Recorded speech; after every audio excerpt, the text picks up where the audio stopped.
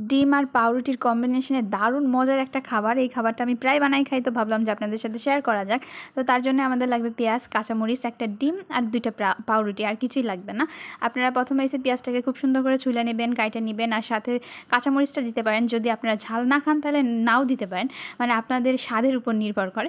তারপরে দিয়ে দিবেন কিছুটা পরিমাণ মতো লবণ, হলুদের গুঁড়া, মরিচের গুঁড়া, একটু চাট মশলা দিয়ে ডিমটাকে খুব সুন্দর করে একদম মানে গুলাই নেবেন। গোলানো হয়ে গেলে তেল গরম করে ফ্রাই প্যানের ভিতরে তারপর ডিমটা দিয়ে দিবেন, দিয়ে তাই সেই ডিমের ভিতরে পাউরুটিগুলো দিয়ে এপিট ওপিট করে পাউরুটির গায়েও ডিমটা লাগাই নেবেন। লাগানো হয়ে গেলে তখন ডিম আর পাউরুটিটাকে খুব সুন্দর করে আলতোভাবে মানে উল্টাই ফেলবেন যাতে ভাঙা না যায়। তারপর দুই পাশ থেকে ডিমগুলো ভাঙা পাউরুটির ভিতর দিয়ে দিবেন। দিয়ে দিলেই খুব সুন্দর মতো রান্না করা হয়ে গেল বা বানানো হয়ে গেল ডিম পাউরুটির দারুণ একটা খাবার। এটা আপনারা সকালের নাস্তায় খাইতে পারেন অথবা অবসর সময় বানাই খাইতে পারেন। খুবই মজাদার খাবার, অবশ্যই ট্রাই করে দেখবেন বাসায়। তো দেখতেই পারতেছেন কত সহজে কত সুন্দর একটা খাবার তৈরি হয়ে গেল। তো আমার ভিডিওগুলো ভালো লাগলে অবশ্যই কমেন্ট করবেন আর চ্যানেলটা সাবস্ক্রাইব করতে ভুলবেন না। ভালো থাকবেন সবাই, আল্লাহ হাফেজ।